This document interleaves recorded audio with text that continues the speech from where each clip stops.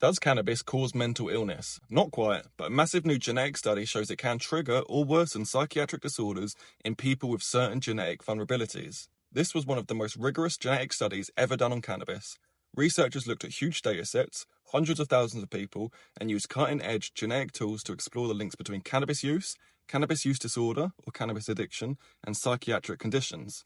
Now, I've personally found low-dose THC to be genuinely helpful, but I've also seen how chronic high doses can cause problems, especially mentally, and this study backs that up. Here's what they found. Casual cannabis use and cannabis use disorder are totally different. Cannabis use disorder is strongly linked to conditions like depression, ADHD, PTSD, and schizophrenia, whereas regular or infrequent cannabis use has much, much weaker links.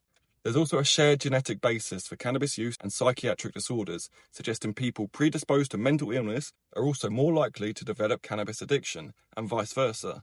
So cannabis doesn't directly cause mental illness. Smoking weed occasionally and being mindful about how much you use is pretty safe.